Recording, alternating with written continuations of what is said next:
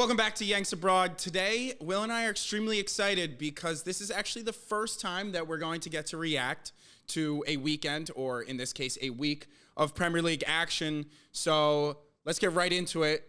A good midweek amount of matches. Yeah. So everyone played. Everyone played. Let's start it. Let's start with Arsenal. Arsenal Forest. I mean, we watched a little bit of this game together. Yes. Absolute domination on the ball by Arsenal. 73% possession. The field tilt, as you love to talk about, was off the charts. The finishing in the first half was awful. And I actually want to talk about what I think is the wrong narrative that's being talked about with the finishing when it's the shooting. That first half, Arsenal got into so many ridiculously good situations where they just kept trying to play tidy football. And I feel like this is like hangover from the Arsene Wenger days, where it was so many shifty players who are not playing necessarily out of position, but a bunch of tidy players playing as your front three. And at times, Odegaard was the biggest, him and Jesus were the biggest at fault for this, but they're in the box with an open space to shoot, and instead they identify what they think is a better pass. And I'm all for that at times, but when you're playing Nottingham and you're dominating the game, we had a 10-minute section where we had 95% possession. You're going to get another opportunity to make that extra pass. Right, like shoot the fucking ball. Yeah. Get the ball on net. Try and challenge a horrific goalkeeper in Matt Turner. And when they finally did do that, Gabriel Jesus scored from a tight angle off of Turner's leg because he was in a good position and he shot the ball. Yeah. So shots on net is always going to always good. So we were obviously watching together, and it was a lot of fun watching you get frustrated with what I think is the biggest problem with the front three, and I think that and the lack of shooting, and I think that may be a lack of confidence. It's not the easy way out, but it's like if I'm outside the box and I don't really think I can bend this into the top corner right now, like let's try and be a little more intricate so we can get a tap in type of situation. I think that's fair. I mean, I think it's lack of confidence, but I think it's more so, okay, we're having trouble scoring goals, so the answer is we need to pass the ball into the net. Right. Like the answer needs to be Odegaard's got the ball at the penalty spot. He's going to play it here, and then they're going to play it back across the goal, and there's going to be no one in the net, so that's an automatic goal. Yeah. Versus I'm on the penalty spot, I'm going to shoot the ball, and maybe it'll go in. And sometimes you shoot the ball, you get a deflection, it either goes in or it bounces to your number 9 who's just standing there and taps it in. Arsenal get a corner kick, and we're the best in the world at scoring off corner kicks. So my question for you is, we unfortunately didn't get to watch the second half together. If Matt Turner isn't one of the worst goalkeepers in the Premier League right now, which is an absolute nightmare for the U.S. men's national team. And we'll get to that. But if he's not a nightmare and that goal that was in the 63rd minute? Something like that. Yeah. Are you concerned that it did it open it up a little that allowed you, or you inevitably thought the goal was? Is there a little bit of you that thought if that doesn't go in, we may have not gotten one? Never was worried about the match, honestly. We weren't just controlling the ball. Like, the ball was in their box the entirety of the match. Like, I have some crazy stats here for you. My only thing is we talked about, and I want to get to those stats, but we talked about when Anwioni, or I can never pronounce his name. It's about right. Everyone's going to roast us anyway. So. Yeah, when he came on, we were like, he's always going to score against us. And my thought, which he eventually did. 3 games in a row. My thought is like, maybe that goal comes before your eventual breakthrough, and it doesn't. Like, this is a lot of ifs, but this is my concern with the Arsenal team and the domination, and then the lack of clinicality, even if that's a word, in front of goal, and being able to be up 2-0 going into halftime. Like, there's question marks for me about if that goal doesn't go in, and we could see those similar things happen.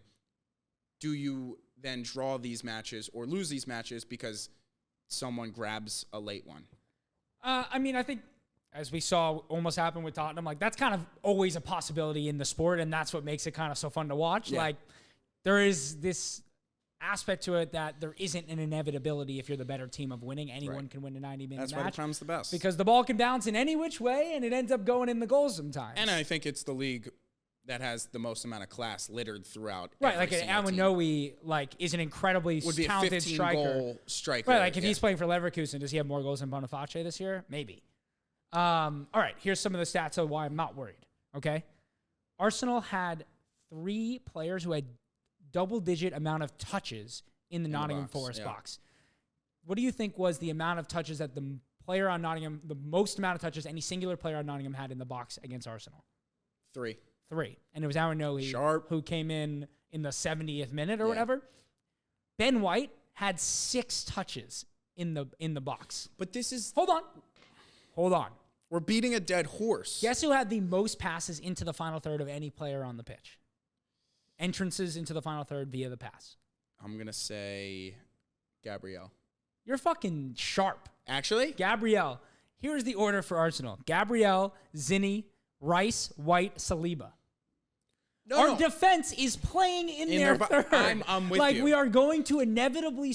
I said this not inevitable, but the stats and the math and the way data analytics work, and it's no different than Dan Campbell going for it on 4th down with the Lions. Sometimes it works and sometimes it doesn't. But the numbers are on your side, and I like to play when the numbers are on my side. Yes, I completely agree with that. And I want to actually talk about it because the whole XG thing, I'm a big believer in XG. I just want to clarify exactly how it works. So Saka, the finish on his right foot, is such a good finish. Yeah. And he has a better weak foot than most, if you put a lefty at right winger, would have in that position. So my question is, does XG take into account who the player is, No. what foot it's on? No.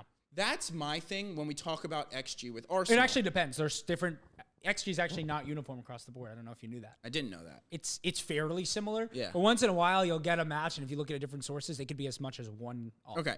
See, this is my problem with XG, is it doesn't truly take into all the factors. It takes into an AI, average Joe, in this position with this setup. Well, that's the whole point of it. It's expected goals. It's the average. I understand. If you took 100 shots in there, how many times what they're I'm scoring a goal? saying is, though, there's a reason that certain teams outperform their XG.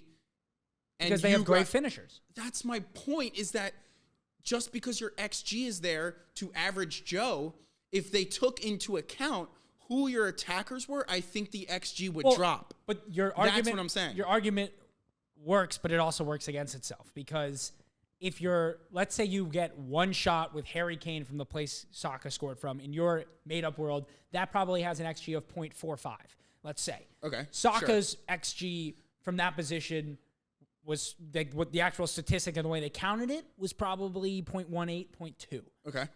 So if you get 4 shots from that position, that's 0.8 XG. Let's say you score 1 out of 4 of those. That's basically the odds of it. Versus Harry Kane's going to score 1 out of 2. So if we're getting 4 shots in that position, we should score the same amount of goals as a team who has a better finisher. Okay, but that's if you have a Harry Kane who's a level raiser, that's a prime opportunity. I think the XG on that should be, if it's a righty, and Saka luckily has a very good weak foot, but if that's a righty, I think that should be finished 1 out of every 2 times. I think you overestimate how good players are. No, I'm talking about XG to where you think Arsenal is going to be carried by that to people that they're competing with. Like if that falls to Julian Alvarez at left wing, I think he finishes that 1 at right wing. He finishes that Saka 1 finished it. So what's the point?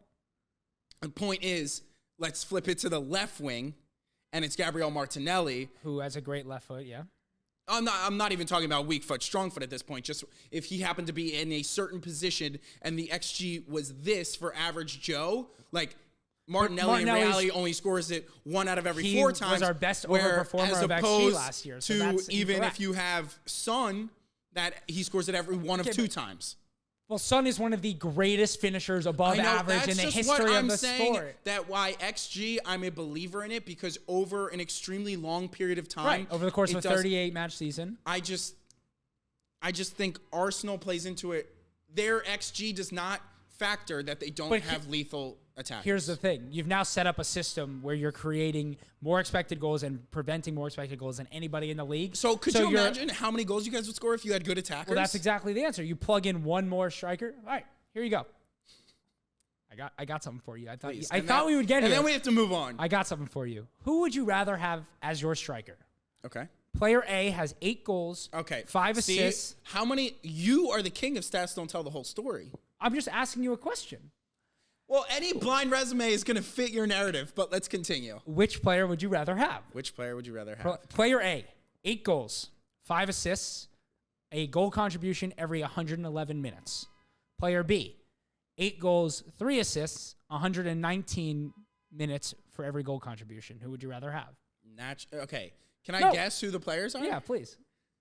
I actually don't know. Is this all comps or prem?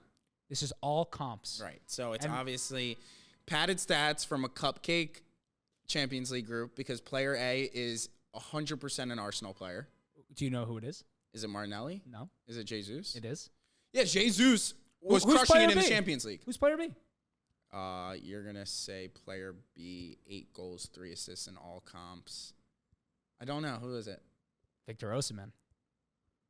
Okay. Okay, he's also been getting racially abused all season.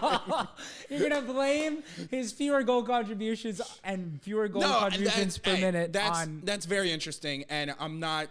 I'm not discounting that, but... I think narratives really go a long way in Osimhen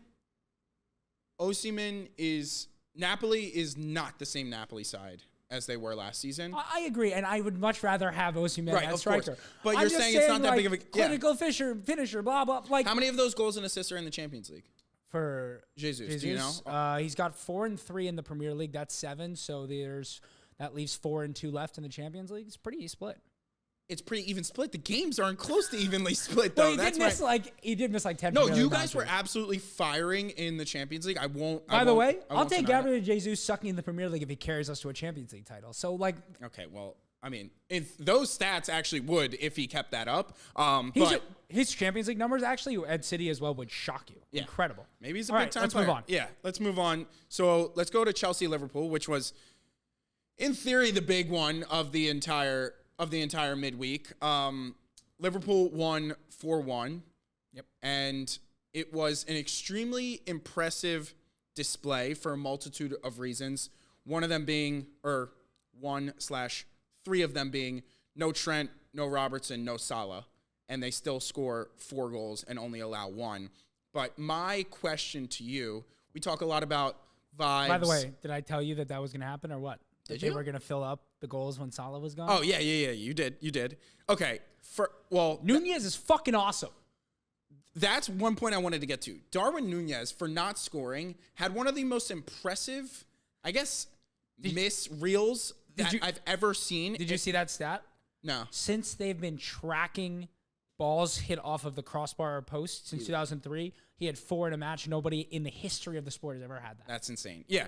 It was as a Liverpool fan, and this ties into what I want to pose to you, as a Liverpool fan, it would be one of the most inspiring things to me they obviously didn't come off and into goals, and missing a penalty is not acceptable in any situation, but with Rashford's struggles that we've talked about, and he has been indecisive of late, and he takes a couple extra touches. Darwin Nunez, every time he got into a situation, knew exactly what he was going to do.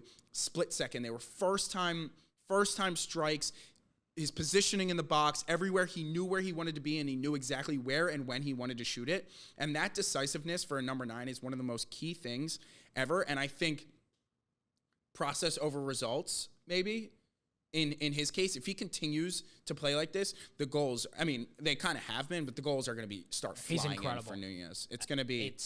He is really one of the more fun players to watch in the world right now. So the question I wanted to pose to you, we talk about vibes a lot. Klopp retaring, I mean, that atmosphere was absolutely insane. I mean, it's going there the rest of the season is going to be... That's what I'm saying. Horrific. So it kind of reminds me of when Ray Lewis announced his retirement and the Ravens had a dream run to the Super Bowl because of that. Do your chances of Liverpool winning the title change off of him announcing his retirement? Yeah, because VAR is just handing them penalties and not giving them to Chelsea. But on top of that, yes, I think going there, I saw another fucking hysterical tweet that was like, you could put out a bunch of middle schoolers at home if you're Liverpool the rest of the season. They won't drop a point the rest of the season at home. Probably true. And they'll probably walk through to the Europa League final. Oh yeah, 100%. I just think it's insane. I would have said that's an atmosphere I'm dying to go see, and I hope that once this gets up and running, maybe you and I can get across. Yeah. That is the one. That and Old Trafford are the two. I've been to a lot of stadiums in England. Those are the two I have not been to that I need to be to as soon as possible. Up until he announced his retirement, I would have said City are my favorites to win the title. I've completely flipped. I think Liverpool are the favorites to win the title with Salah coming back. And I was a big hater of McAllister I didn't think he was the right signing, especially at the number 6 position. He's playing really well.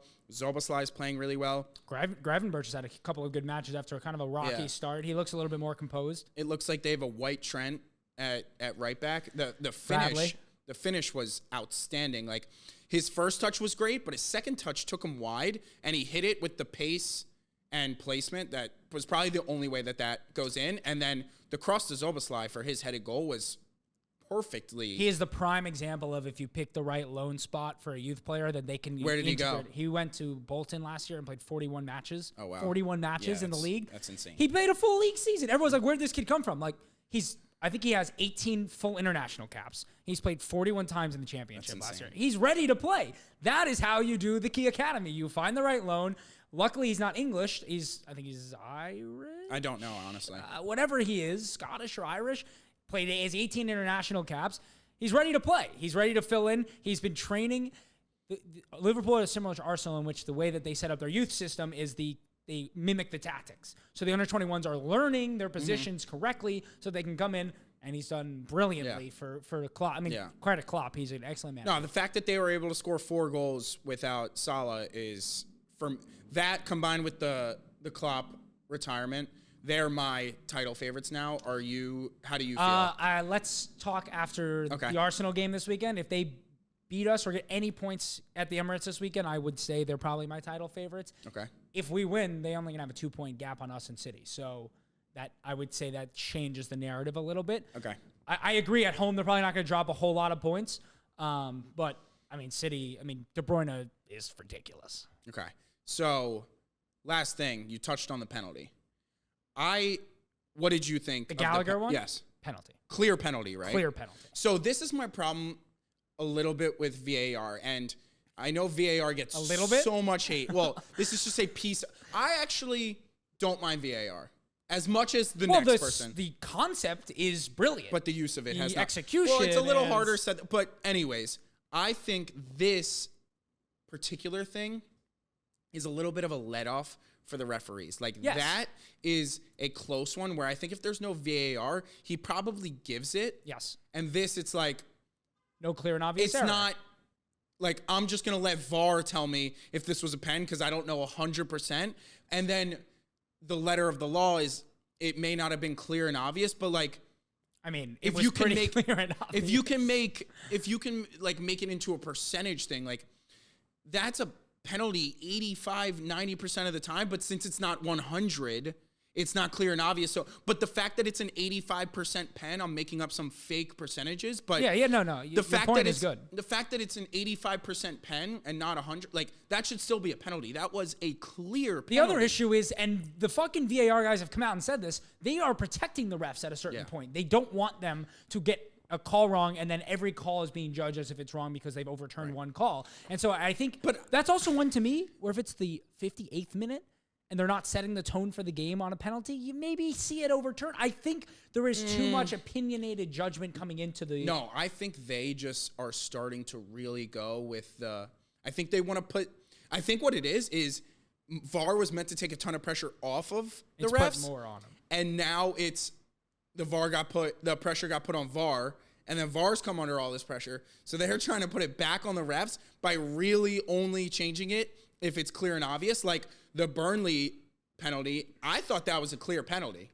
He throws his ass into him, and once again, that's probably an 85% penalty, and it's not called. And then you go to the Tottenham match against Man City, where that one I think is more 50-50.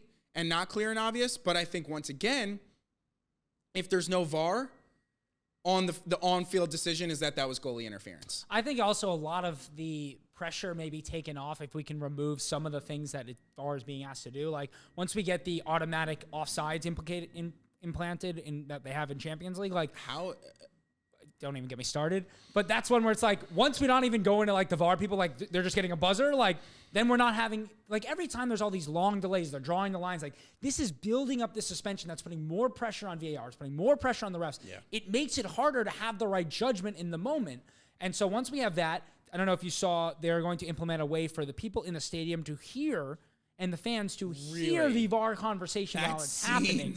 Well, if you've heard some of the things that have come out when they've got it wrong, they're like, they're just not even communicating. Well, the Tottenham correctly. and the Liverpool one is the worst thing I think. It's the same thing that happened in Arsenal match this year and last year. Last year they didn't draw the lines in the Brentford match. They just forgot. They just drew them on the wrong action. It's just I just think like once we get rid of a couple of things and like it has to get better. I mean, I think we're too young to remember. There's nothing they're waiting for. And this it's team, fully implemented in the Champions League. This league brings in the most revenue by far. I don't understand what they're waiting for. I do think though, like if you look at like when the NBA brought in official reviews, it took them a little while to get it right. Yeah. I don't remember when the NFL did it. We were too young, but I'm going to assume it took them a little while to get it right. But I feel like they're getting it wrong in such like a well, think about when the NFL way. did pass interference. That was a disaster. Yeah. Because it had to be clear and obvious. True. I think there's something in the language that needs to be tweaked a little bit. Yeah. But yeah, long story short is Liverpool 1-4-1 and Chelsea can't defend for shit. Yeah. They have.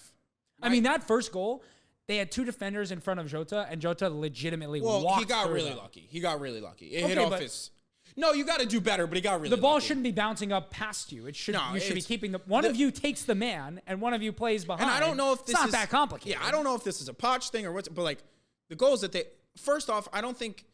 Like, why was Disasi playing right back over Malo Gusto? And overlapping, it was disaster. Like, the way Chelsea and Poch play, you need true And then wing-backs. Gusto came on. I mean, it didn't make a huge difference. And he should have had an assist to the Modric. And, like... Modric missed that so fucking bad. Yeah, it wasn't even close. He's one of those footballers where it's like once for every 10 times, it's like pretty great. Yeah. But the rest is... Mike Marron. The only takeaway, and if you follow my personal channel, I had Nkuku as my best transfer of the summer. He scored again with some really tight feet. Yeah, he looked good. He is so fucking good. It's going to be the injuries for him. I know. I pray he gets a season of health. I mean, he hasn't in 2 years. I know, it's sad. Because, like, if Reece James gets a season of health and Nkuku gets a season of health, impossible. They bring in Osimhen all of a sudden, or however the fuck you say it. Yeah, someone tell us, how do you say Osimhen? It's not Osimhen? Yeah, I thought it was Osimhen. We've been getting a lot of shit for how we say Osimhen. But anyways, all right. On to unless you have any other thoughts. No, Newcastle Villa. Honestly, mostly I have to talk about this game is Villa. I mean, I don't think there's a whole lot to cover in the specific game. I think Newcastle were just the better side. Yeah. So can I pose you a question? Because you'll have more info on this. Okay, I was going to pose you a question, but hit me. I think we may have similar questions, but if it's not, I wanted to pose it to you if we have the same one. What is going on with Emery and the Villa system that was working so well and is now falling off as a person who knows more about Emery than I do? I mean, I don't watch every Villa match. I'm not going to say that I do, but from what I do watch, and I did watch this match, his system is very odd. It's a lot of the third defender filling in as an extra center back. It's a lot of a single striker and kind of a winger type who is not playing as a touchline winger, who is playing as a transition player. So a lot of it depends on that combination working especially well together.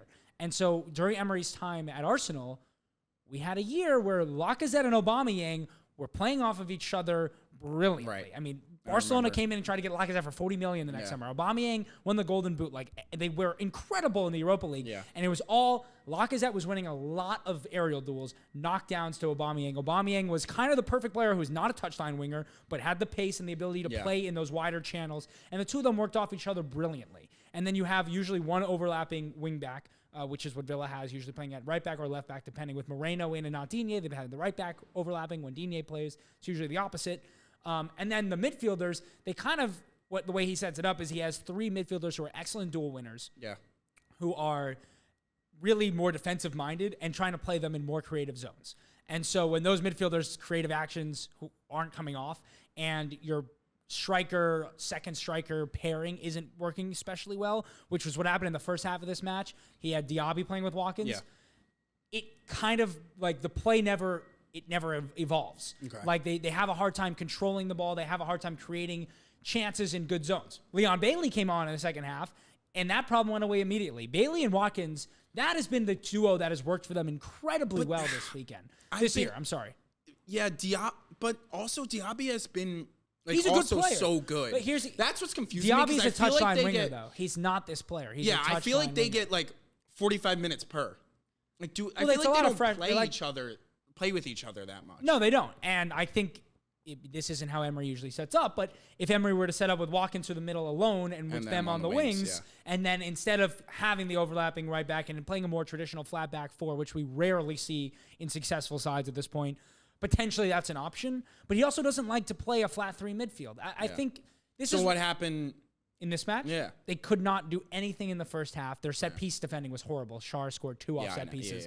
But they just couldn't control. And then the second half, Watkins was winning first balls, which he did in the first half excellently. Bailey was picking up second balls and driving forward, and then that's how they scored their goal. That's how Watkins had a bunch of good opportunities, receiving the ball in the channel, in between the defenders. He plays off the shoulder really well. I think that's the issue, and it's hard for Emery to find consistency with this system because it relies on two players both firing really well and combining really well consistently, and I think it's hard to do that match in and match out, whereas in a system that's based off of more of a possession base, maybe you don't get as many clear-cut chances as an Emery side will create because of the transition element of it, but you do get that consistency of controlling the game. And Emery has never been a game controller. He has always been we're going to come in and try and play the way that will perfectly complement the team we're playing against versus playing our own identity. And that's why I don't think... Which I think is an interesting style that kind of no other managers take.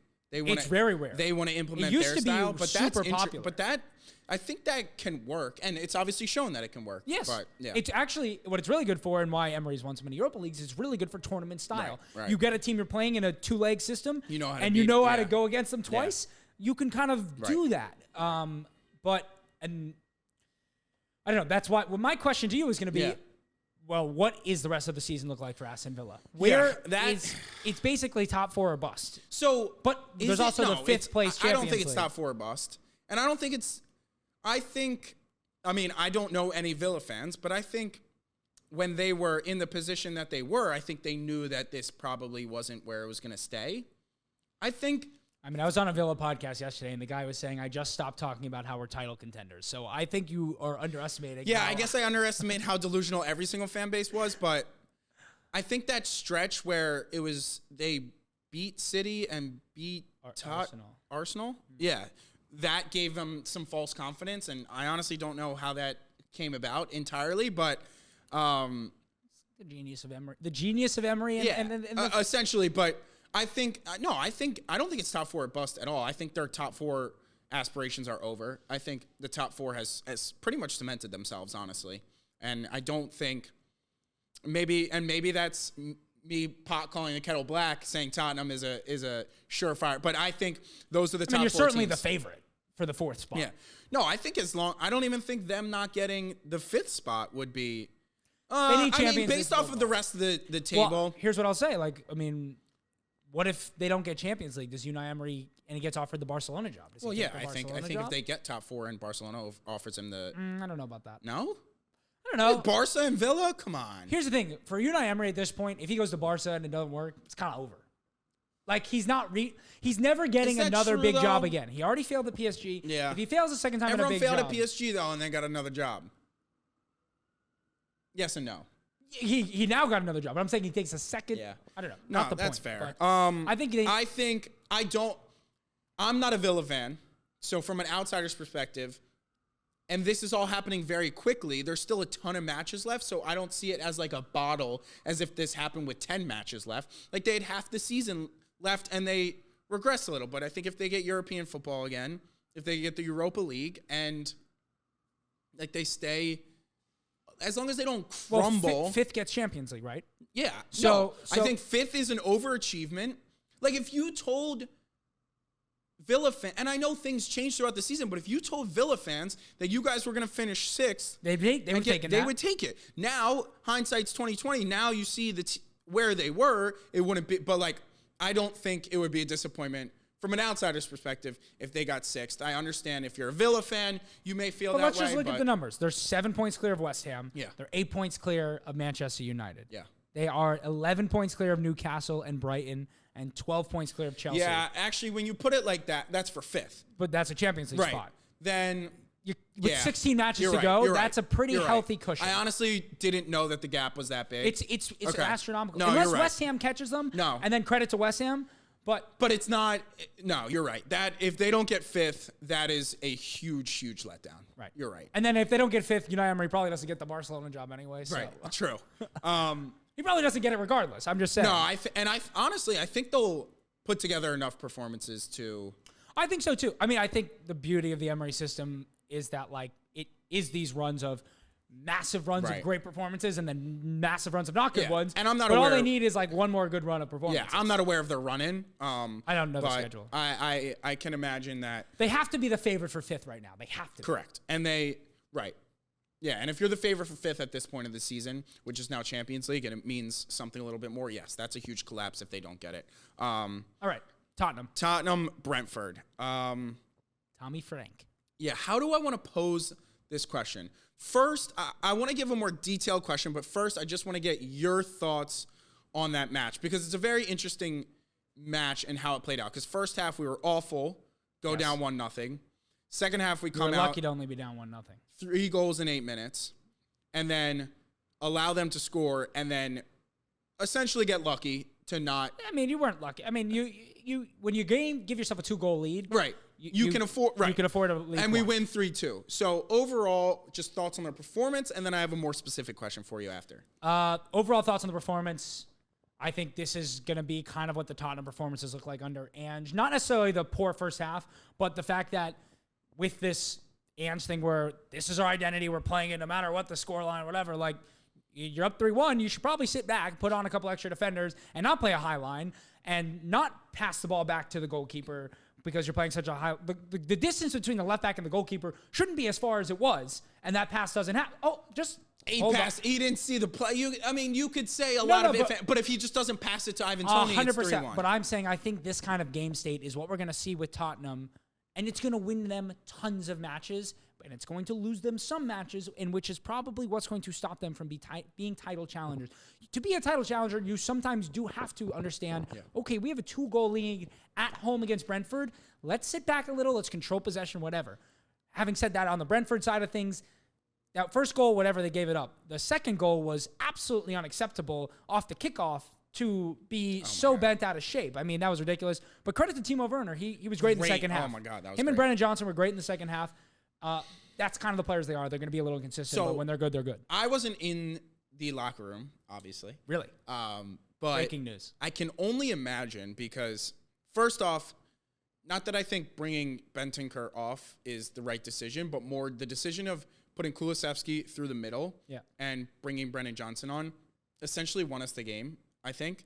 And I think that I can't imagine what Ange's team talk was, but he seems like the guy that I can't imagine that it was a huge tactical piece. I think it was, this is the change we're going to make and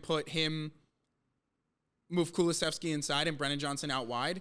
But I'd imagine the rest of the talk was like, stop being fucking pussies. And like, it's very simple. Like, go out there and just win the game. Like, the aggression wasn't there in the first half. We just, and then you were immediately. You were second to every second ball. And also, speaking of pussies, Mopé might be the biggest. Really? James Madison is the pansy. Oh, I completely disagree. Mopé. First off, he did his celebration. Grow up. It's not that big a deal. Mopé did his celebration. First of all, he's one of the great riler-uppers of all time. But okay, Neil Mopé is the reason that we won that game. Yeah, it's like what Xhaka did at the Anfield last year. He headbutted Trent Alexander-Arnold. There was no fire 100% from the Tottenham team. We saw it with Colin Sexton and Jalen Brunson There was no fire in a Tottenham team after a long break in a midweek match that would have allowed us to come out in the second half with that amount of fire. So thank you to Neil Mopé, who he won us that game. So thank you so much.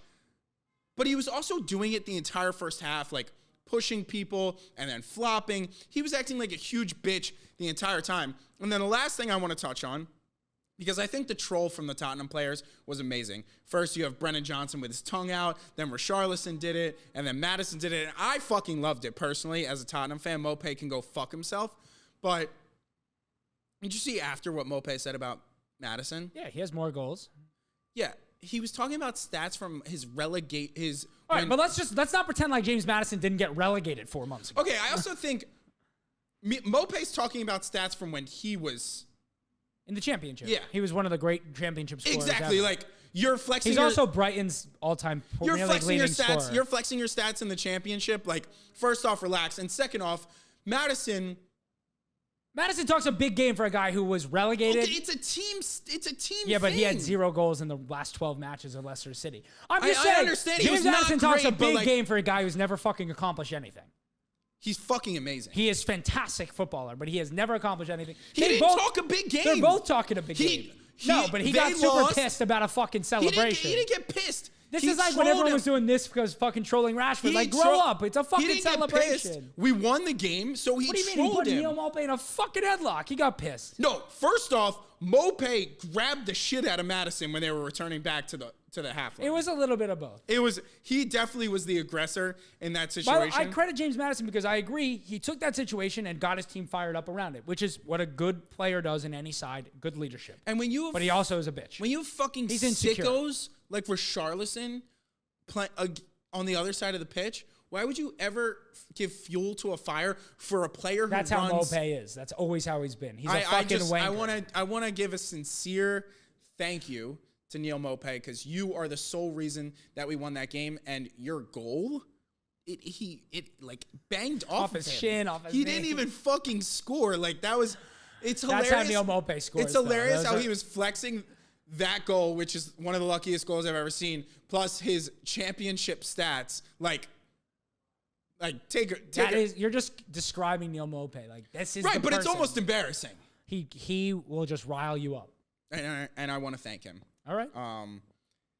And even Tottenham's verified account, like the account themselves, is posting like trolling towards him, and like, but you're commenting on someone's Instagram after you lost the match, like. I don't know, like Neil Mope, maybe get a life. Yeah, I mean, it's the same thing as Madison posting Neil Mope, like, right.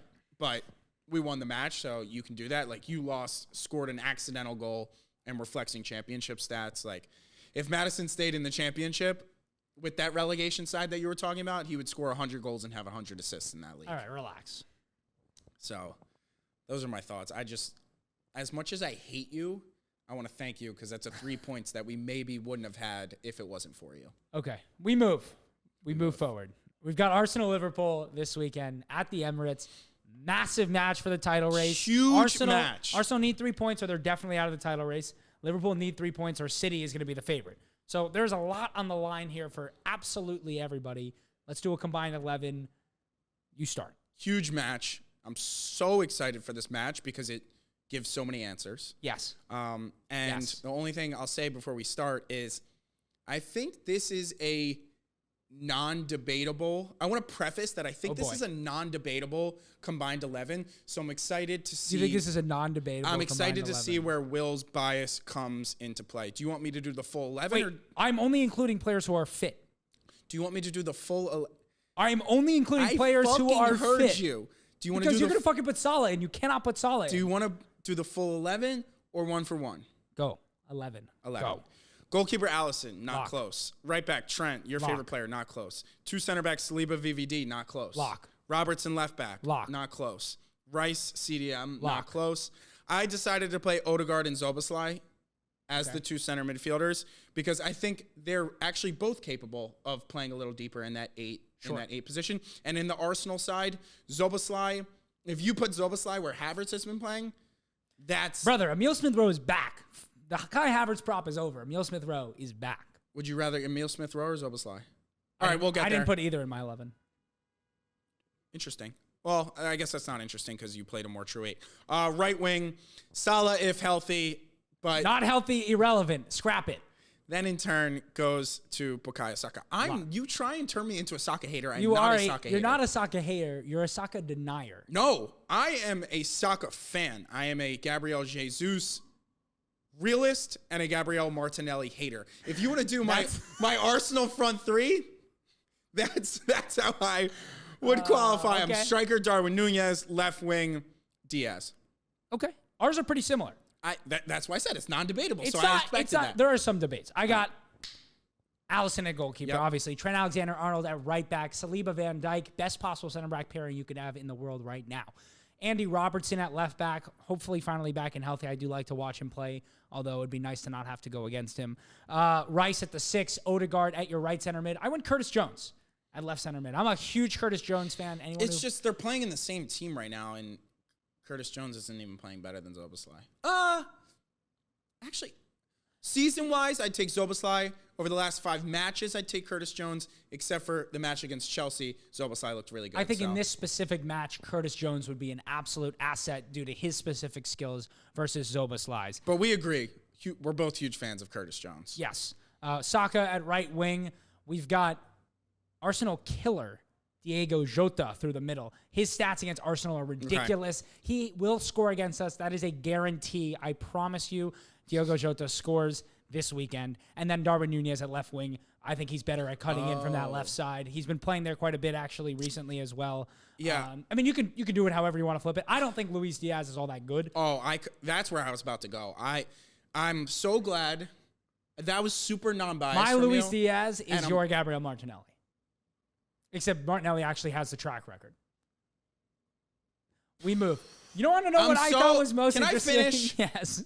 I'm so proud of you. What did you think I was going to do? Put Jesus in the fucking I don't know what you were going to try and do. I thought you were going to try and squeak one more Arsenal player in there. Well, But you didn't. And last thing, I think Luis Diaz I almost put Gabriel, my God. Fucking amazing. He is a killer. I like him a lot. He is a killer. Great super sub. His goal is like, I need to score to like fuel my body more than I need like food and drink.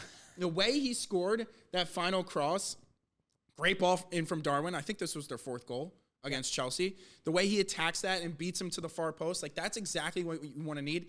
That's exactly what you need. And his fire when he scores, he just acts like he might have saved his country like from a devastating war. And like his fire, and I also think like his fire and passion, I think paired with how skillful and creative and deadly of a finisher he is, I think he's an extremely underrated player. And I'd take him obviously 100 times over Gabriel Martinelli. Okay. Anyways, what I think is interesting is... Wait, sorry. Would you rather Diaz or Martinelli? I just want to get that on record. Martinelli's much younger and also Stare at better. the camera and say you would rather... I would rather have Gabriel Martinelli than Luis Diaz 100 times out of 100. There's not a single reason why I would choose Luis Diaz over Gabriel Martinelli. Okay, thank you. Now you can continue. What I think is really interesting is, well, Liverpool and Arsenal are the 2 best defenses in the league in most categories. Liverpool have conceded fewer goals. Arsenal have conceded by far the fewest expected goals. We mostly killed ourselves in goals, errors leading to goal. Yet we only find a way, both of us, to get one Arsenal player in the back 4 plus goalie. I think that's interesting. That is interesting. The issue is... I think it says a lot about... If you took the name off of Van Dijk, and I think Van Dijk's having a great season, hold on. Just hold on. I think if you take the name off of Van Dijk, and I think Van Dijk's having a fantastic season, and I think if you take the name off Saliba, and I think Saliba's having a fantastic season, I think Gabriel may be having the best season of any center back in the league. I agree. Right now. Gabriel's been great, but I think we've discussed and we've both agreed that we were ready to turn the page on VVD after the injury, and he's come back and been amazing. 100%. So, well, like you're building your dream combined 11 if everyone's playing at their best, and that's why this is what we've selected. The other thing that's the reason is because we both use an inverted fullback, but we use opposite inverted fullbacks. You can only choose one. You're going to choose Trent, and then that doesn't leave you an Arsenal option at left back. Whereas if Trent was a left back, right, you would choose Ben White as your right back. Well, no shit, because then there's no fucking right back left to choose from. Wait, well, I'm just other than Connor. If Zinchenko was, I'm just saying, like the issue is you have to choose one inverted fullback, and then that's no. There's no issue. Both fucking Liverpool wingbacks are better than the Arsenal wingbacks. There's no issue. Yes, I understand. Right. Okay. That was a good effort of trying to get it. But, no, I just think it's interesting. Like Arsenal are the best defensive shape in the league. Before we get to Americans Abroad update, score prediction. 2-1 Arsenal. This is at the Emirates, correct? Correct. All right, I'm going to go. I still think the Klopp retirement juice is at its finest. I'm going to go 3-1 Liverpool is my prediction. Okay. All right. And to finish it out, we have an Americans Abroad update. All right. Starting in Italy with AC Milan, where Pulisic started and had a hockey assist. Do you know what a hockey assist is? It's the pass to the assister, but it's not simple as he played like a square ball. It was a really nice pass for then a cross that they scored on to score their first goal of the game, and Yunus Musah came on as a sub in the 60th minute. Elsewhere in Italy, McKennie played a full 90 in their 1-1 draw to Empoli, and Weah came on as a 60th minute sub. It was actually, weirdly enough, I think Yunus Musah and Weah both came on as 59th minute substitutes. Just found that interesting. McKennie has been playing awesome. Insanely good. In the match against Lecce, he had a ridiculous assist. He should have scored a goal on Vlaho. Yeah. He's added another level to his game that isn't just like being a ball carrier and being a duel winner. He's really added a different type of goal threat than he used to have, which is going to be crucial if the U.S. men's national team is going to dominate games in any way. If they ever have a chance to, he's going to add a threat in and around the box that we have not had. Yeah, because he's a late runner. Because Balogun is a physically dominant a little bit player, and then if we can loft balls in and have that secondary run from genius. And then lastly in Italy, 21-year-old Gianluca Buzio has scored in 3 straight matches in Serie B with Venezia. Yeah. So he's got an engine. Yeah, so just another good option, a young option to have in the midfield. Moving to Germany, Gio Reyna finally got his move out of Dortmund and secured a loan move to Nottingham Forest. So it'll be interesting to see how he fits in with Nottingham Forest's problems I don't think are really up top when you talk Elanga, Hudson-Odoi. The problems are they signed 41 players in 2 years. Gibbs White, and like their front players are not bad. Where do you see Gio Reyna fitting into this team? I think he's likely to play. They kind of like to play like a secondary striker off of either Iwanoe or Chris Wood. Like kind of the Elanga role that he's played a little bit. Morgan Gibbs-White has played that role a little bit. That's why I think I will see Reyna a lot. But he's a versatile player. You might see him play off the wing. That's what I was thinking. You might see Gibbs-White play off the wing. He's going to have to be versatile because I think Gibbs-White is probably the first name. The issue is how hard is he going to work off the ball? Because this is going to be different for him. Nottingham are not going to possess the ball a whole lot. He's going to have to work hard off the ball unless he's going to be a super sub, in which case, like, that's not really great experience. That's not doing enough, yeah. But what I thought was interesting was he also signed a new long-term deal at Dortmund before leaving. Yeah, okay, so I didn't know that. Clearly he's in the plans for Dortmund long-term. This is to get him some game time before Copa America, and hopefully he's going to earn Berhalter's trust at least to get in. I think I think it's a perfect move. To your point, is it's a great place to learn that defensive work rate working off. If the he ball. doesn't work hard though, like I'm not going to even lie, like there's a chance Berhalter leaves him at home. The way he has treated him, there is a chance he leaves him. There's history there. Yes, of course. Elsewhere in Germany, Mönchengladbach got a huge 0-0 draw against Bundesliga leaders Leverkusen, with Joe Scally playing all 90 at right center back, and Pifak started up top for that game as well, but failed to register a shot. Scally is being linked with a big move this summer out of Germany. He's being linked to AC Milan and Newcastle, which is really exciting for him. Have you heard of any other? No, Newcastle is the one I saw. I didn't actually see the AC Milan one, but Newcastle makes sense to me. Yeah. So it's an interesting situation because now if Scally gets a big move and continues to grow, you have a situation where we have 3 really, really good wingbacks with Scally, Dest, and Antony. And so can Dest. Antony obviously can't. What do you think? Scally is, I think long-term I trust Scally more than Dest. What I think is great with Scally is you have Scally and Jedi at wingbacks, and if Tyler Adams isn't back in time, you can play Dest in the midfield. Yeah, you could. I like Dest as a substitute opportunity in a game you're chasing the scoreline. I think he's playing too well right now to not be in the starting 11. I think this summer you're going to see Dest in the lineup. I think but for 2026, World Cup in 26, Joe Scally has better defensive acumen and also is a good threat going forward. I mean, he's not quite as creative as Dest, but also like let's see where Dest is like mentally in 2 years. He's not stable necessarily. Lastly, in Germany, Brendan Aronson was used as the late sub in Union Berlin's 1-0 win. It's good for them finally to get a win. Moving over to England, things are going from bad to worse, as we've touched on for Matt Turner, as he was megged from an extremely tight angle by Jesus in their 2-1 loss to Arsenal. We said we were going to touch on it later. What do we do at goalkeeper? Ethan Horvath, maybe? Yeah. Is he still at Bruges? I think he's like back at Nottingham, maybe? Oh, yes, I think he is. There's also Slonina, who I don't know what the long-term plan is, but like Chelsea bought him last year. Oh, it looks like this just happened.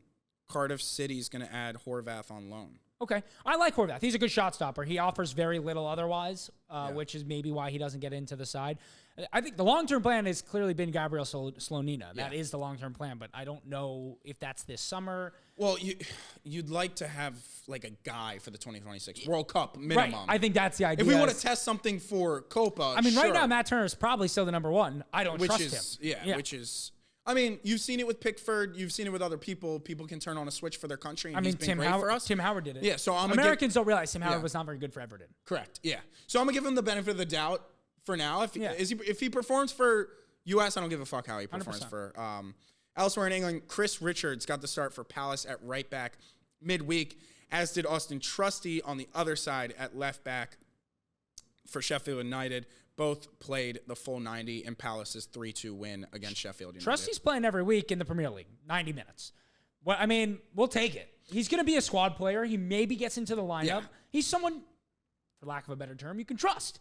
And having a backup left back option for Jedi is huge. Yeah, he's way more defensive. I'd rather have Chris Richards either playing the 6, which I know he's done a couple times for Palace, or center back.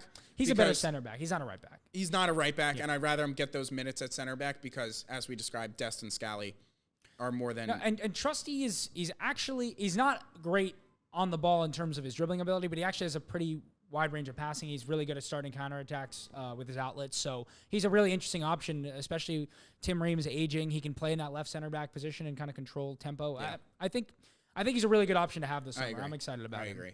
Lastly, in England, Anthony Robinson played a full 90 at left back, and Tim Ream came on in the 75th minute as they put together a collective clean sheet for Fulham in a 0-0 draw against Everton. Finally, in Netherlands, the PSV boys continue firing as Dest picked up another assist, and Pepe came on for De Jong as a late sub after he had scored both PSV goals in their 2-0 win. Tillman was not on the pitch as he was injured. Nothing serious. Balogun also with a non-serious injury, we think, as that is why there was no France update with Balogun. And finally, Dest had previously said he never wants to play for Xavi again, but with him on his way out and his current form, could you see a move back to Barca on the table? And with his current form, I think it's in the realm of possibility, or at least a move to maybe a top 5 league versus playing at PSV. I mean, I think this PSV setup has really suited him well. He's been able to invert. He's been able to overlap. I think him and Tillman have really combined quite well, actually, in the little bit I have seen of the two of them together. I mean, I think in the right setup, Serginho Dest is a really excellent player. Yeah. I think he can really succeed. If you ask him to do too much defending, he's going to struggle. Yeah. But or that is the modern fullback. Yeah. So, yeah, in the right setup, yes. I think he could work at Barcelona. I think he could work at Bayern Munich. I think he could work at AC Milan. I mean, he's been a whole bunch of different places. I think there is a potential for him in those sides, but with someone that has that much technical ability, there's a spot for you somewhere. Yes. And in a team that's going to dictate possession, there is a spot for Serginho. You have anything else? I just want to quickly mention, I am a little worried about Balogun. In what we're seeing this year. 1 goal in 11 matches in his last 11. And the underlying stats are worrying. Yeah. He's not creating a whole lot. The big thing last year was he didn't just score 21 goals. If anything, he was not great in front of goal, and he still scored 21 goals. He underperformed his XG. Yeah. He was one of the leaders in XG in League One that year. He was one of the leaders in big chances missed. He was getting himself in positions to score goals. Yeah. He's not doing that right now. Maybe it's a tactical thing. I don't watch a whole lot of Monaco, but I went back through the tape this week. I was looking at some stats.